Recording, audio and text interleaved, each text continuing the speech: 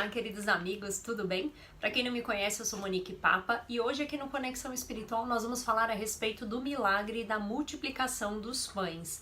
O que a doutrina espírita entende sobre essa passagem que está lá no Evangelho de Mateus, no capítulo 14, os itens 13 ao 21? Para quem não se recorda dessa passagem, exatamente no momento em que João Batista desencarna e Jesus vai até Betsaida com uma multidão de pessoas e mais os seus discípulos. Naquele momento ele opera várias curas e ao entardecer da tarde, os discípulos percebem que eles não conseguiriam alimentar aquela multidão.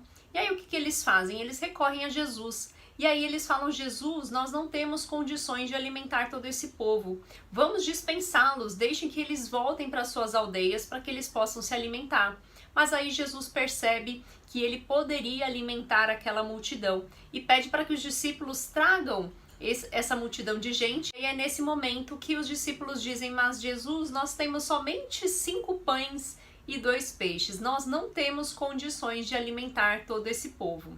E é ali naquele momento que Jesus opera esse milagre aí da multiplicação. O que o Espiritismo explica a respeito dessa passagem? Será que realmente Jesus pôde operar este milagre da multiplicação dos pães?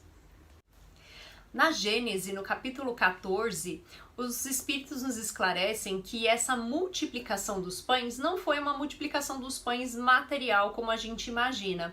Apesar de Jesus ter a condição de utilizar-se do fluido cósmico universal e mais os fluidos da natureza para a materialização dos alimentos ou até mesmo para o transporte desses alimentos para alimentar aquela multidão, essa alimentação foi muito mais simbólica, muito mais espiritual, foi a alimentação da alma.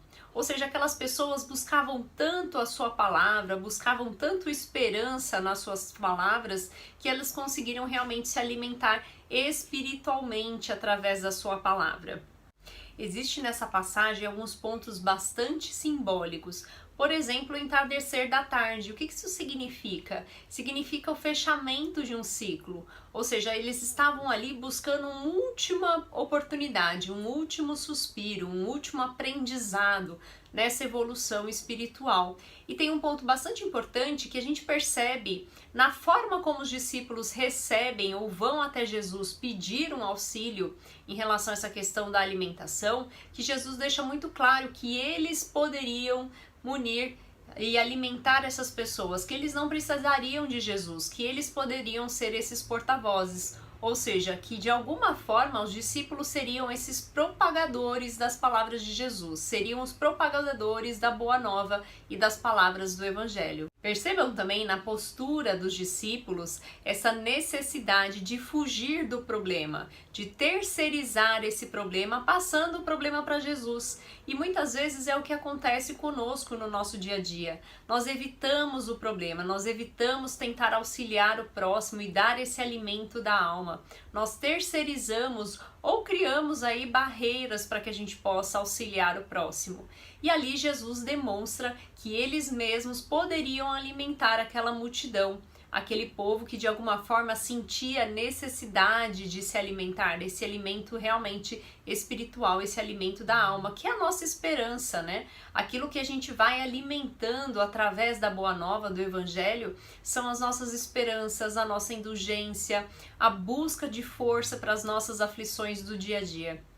Se nós formos fazer uma analogia em relação à repartição desse pão e desse peixe, apenas com pequenas migalhas Jesus conseguiu alimentar toda uma multidão. E é muitas vezes isso que nós precisamos no nosso dia a dia. Através de pequenas ações, através de pequenos gestos, nós conseguimos muitas vezes suprir a necessidade do outro. A gente não tem que ficar esperando ter a oportunidade de ter grandes recursos ou grandes momentos para poder auxiliar o outro, ou ter grandes conquistas realmente para fazer um trabalho de caridade.